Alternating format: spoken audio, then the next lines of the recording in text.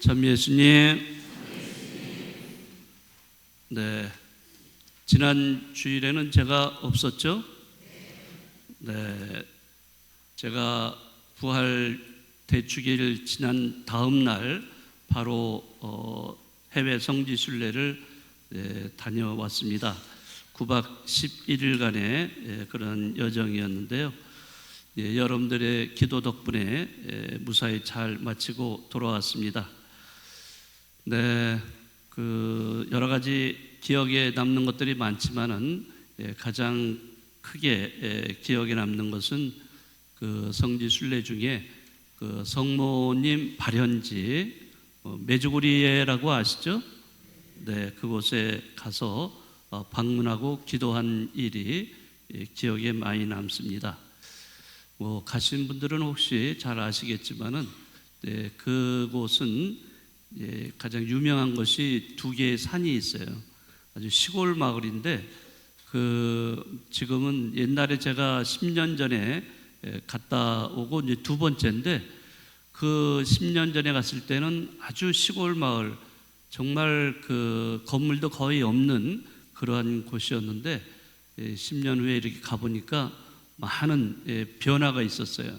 정말 그 건물들도 많이 들어서고 성물 판매수도 많고, 아무튼 세계 각지에서 수많은 사람들이 이 발현 성지로 이렇게 모여들어서 아주 번잡했습니다. 근데 거기에서는 이제 산이 두 개가 있는데 아주 큰 산은 아니지만은 그런 그 산이 양쪽으로 이렇게 두 개가 있어요. 근데 이 산은 악산 중에 악산이라고 불리는 그런 산이라고 할 수 있습니다. 올라갈 때 올라가고 내려갈 때 그 산에 박힌 바위돌이 있어요. 조그만 바위돌이 뾰족뾰족 이렇게 튀어나와 가지고 걸어 다니는데 굉장히 좀 불편함이 많았고요. 그리고 또 비도 조금씩 이렇게 내려서 또 미끄러질 우려도 있었는데 저희들이 무사히 잘 마쳤습니다. 그래서 한쪽은 성모님 발현 산이고요, 또 한쪽은 십자가 산입니다. 그래서 발현산에 올라가서 그때까지 올라가서는 성모상이 큰 성모상이 있어서 그 성모상 앞에서 기도를 올렸고, 또 이어서 곧바로 또 옆에 십자가 산에 이제 올라갔는데 그 꼭대기에는 그 가장 높은 곳에 큰 십자가가 있었습니다. 그래서 밑에서부터 14처, 그러니까 1처부터 해서 14처를 바치면서 올라가는 거예요. 다 끝에 올라갔을 때 14처 기도를 마쳤을 때 그 십자가가 거기에 놓여 있었습니다. 네, 아무튼 이런 기도를 바치면서 굉장히 많은 것을 체험할 수가 있었습니다. 이러한 여러 가지 체험이 있는 그런 곳이기 때문에 아마 전 세계에서 이 성모님 발현지를 찾아오는지도 모르겠습니다. 우리가 보통 성모님 발현지 하면은 제일 유명한 곳이 프랑스의 루르도 있죠. 그 다음에 포르투갈의 파티마 성지가 있고, 세 번째라고 한다면 바로 이 메주고리가 되겠습니다. 기회만 되면은 일주일 이상이라도 머물면서 기도하면 참 좋겠다, 이런 생각이 좀 들었습니다. 아무튼 저희들이 잘 다녀올 수 있도록 기도해 주신 여러분들께 감사드립니다. 자, 오늘은 부활 제3주일이고 동시에 생명주일로 지내고 있습니다. 그런데 이제 지금 연휴 기간이잖아요. 이렇게 연휴 기간, 그래서 내일 월요일 날 어린이날이면서 또 부처님 오신 날, 또 그 다음 날은 대체 휴일, 그래서 계속 휴일이라서 우리 신자분들이 주일 미사에 많이 빠지면 어떡하나 이렇게 걱정을 했어요. 근데 조금 빠지시긴 했어요, 그죠? 그래도 오실 분들은 이렇게 오셔서 함께 해주셔서 감사합니다. 오늘 요한복음의 말씀을 여러분들이 들으셨는데요. 부활하신 예수님께서는 여러 번 당신 자신을 드러내셨어요. 가장 먼저 드러낸 누구한테 드러내셨을까요? 네, 막달라 마리아, 그리고 여자들한테 제일 먼저 당신이 부활하신 모습을 드러내 보여주셨습니다. 그리고 나서 또 제자들에게 여러 번 나타나셨어요.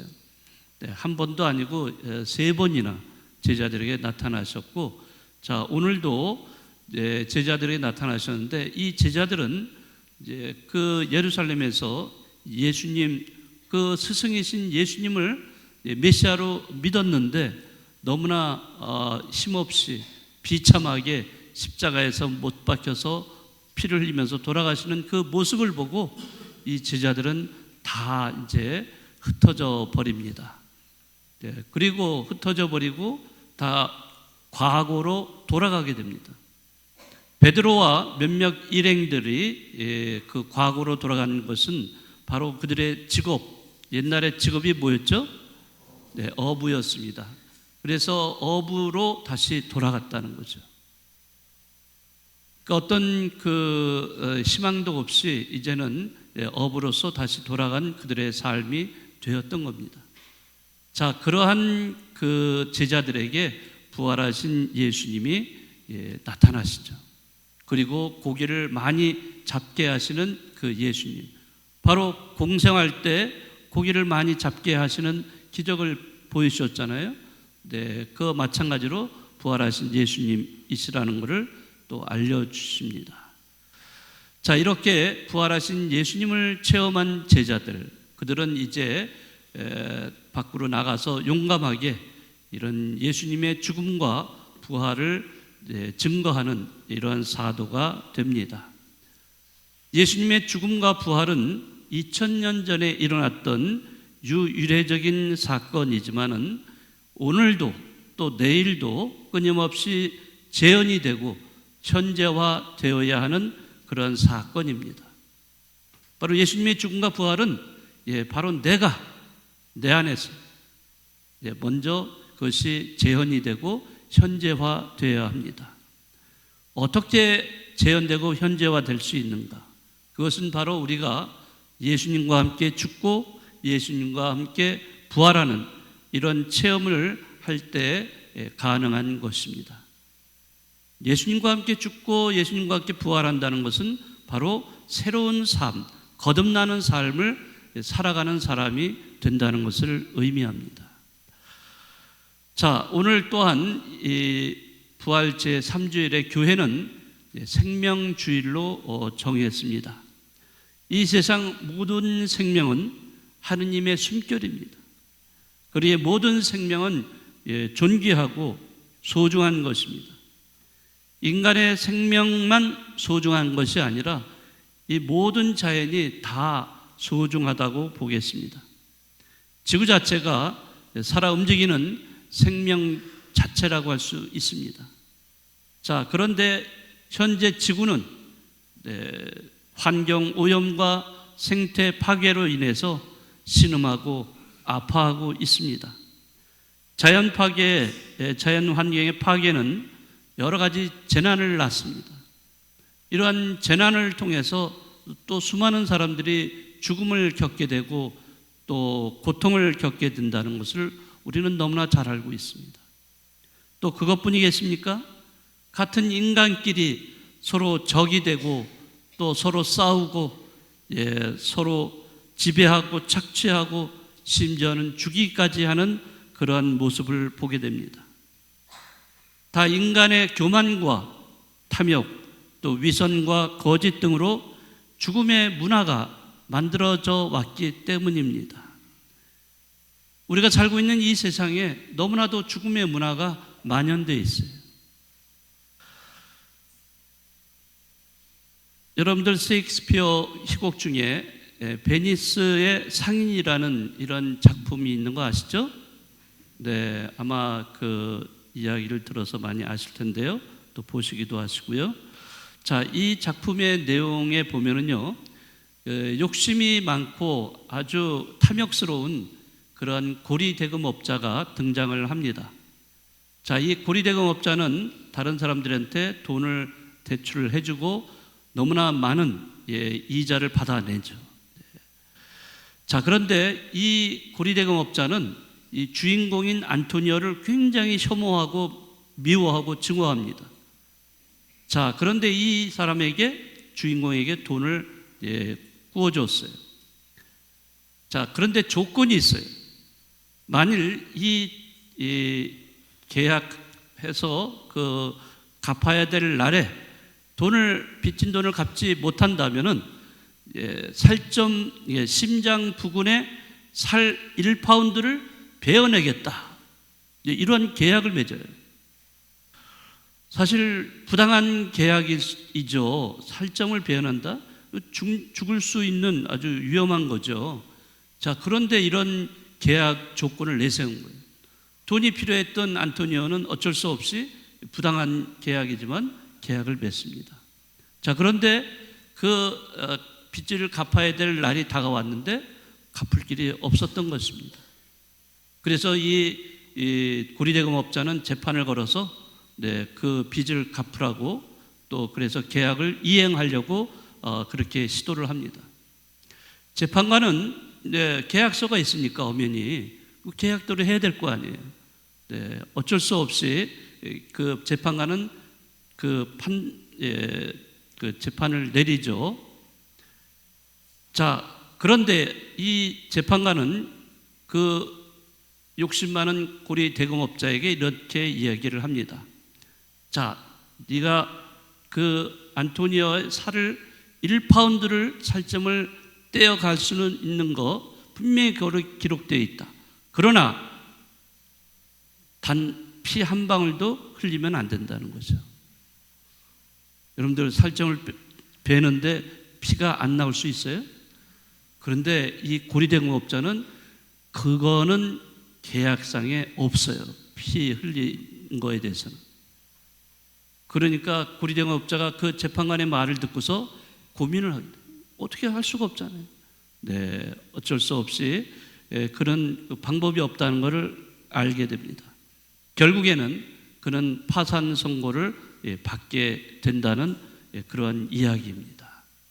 물론 제가 아주 축약을 해서 아주 그 기본적인 핵심만 말씀을 드렸는데요. 자, 이 이야기가 주는 여러 가지 교훈들이 많이 있습니다. 여러 가지로 해석을 할 수는 있지만은 그 교훈 중에 하나는 바로 돈보다 생명이 우선이다 하는 것을 알려주고 있습니다. 자, 그렇잖아요. 우리가 돈보다 생명이 우선이죠. 아니, 생명이 없어지는데 돈이 무슨 소용이 있겠어요? 자, 그럼에도 불구하고 우리가 살고 있는 이 시대, 우리 사회는 생명보다는 오히려 돈을 우선시하는 그런 경향이 너무나 많이 있어요. 돈 때문에 신뢰와 우정을 저버리는 경우가 얼마나 많이 있고, 돈 때문에 양심을 파는 경우가 있고, 돈 때문에 사람을 죽이는 일들이 얼마나 많습니까? 또한 자신의 편안함과 안락한 삶을 위해서 다른 사람들을 억압하고 착취해서 고통을 주는 경우가 또한 얼마나 많이 있습니까? 교회는 오래전부터 우리 사회에 만연되어 있는 이런 죽음의 문화를 언급해 왔습니다. 대표적으로 그러한 죽음의 문화가 교회에서는 낙태 문제, 또 자살, 또는 그 안락사라든지 또는 사형제도, 이런 것들을 오래전부터 이런 것에 대해서 반대를 해왔어요. 자, 그런데 21세기에 들어와서 또 시대는 많이 달라졌어요. 달라짐으로 인해서 또 새로운 죽음의 문화가 등장을 하기 시작을 합니다. 예를 들자면은 아동 학대 문제, 이런 것 지금도 문제가 되고 있어요.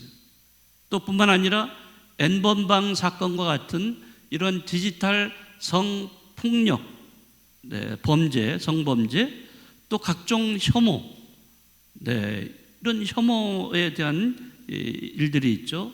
또 인종차별도 있고, 또 갑질이 많죠. 또 뿐만 아니라 가짜 뉴스를 만들어내는 그런 유튜브들, 이런 것들이 이 죽음의 문화를 또는 새로운 죽음의 문화를 만들어가고 있다는 것. 이러한 죽음의 문화로 인해서 우리가 어떤 고통을 당하고 또 우리 생명이 파괴되는 이런 경향을 볼 수가 있습니다. 오늘 부활하신 예수님을 체험한 제자들이 새로운 삶으로 이제 나아가게 돼요. 자, 그렇듯이 이제 우리도 이러한 부활 체험을 통해서 새로운 삶, 또 새로운 생명을 우리는 추구하는 이런 사람들입니다. 비록 죽음의 문화로 오염되어 있는 이 세상에 우리가 살고는 있지만은 우리는 신앙 안에서 모든 생명을 존중하고 소중하게 여기는 그런 삶을 살아야 되는 사람들입니다. 자기 생명만 소중하다고 생각을 한다면 안 되겠죠. 다른 사람들의 생명도 소중한 것입니다. 자, 우리는 이러한 사실을 깨달으면서 진정으로 하느님의 사랑을 이렇게 실천함으로써 다른 사람들의 생명을 또 보호하고 또 함께 나누는 그러한 신앙인이 되셨으면 좋겠습니다.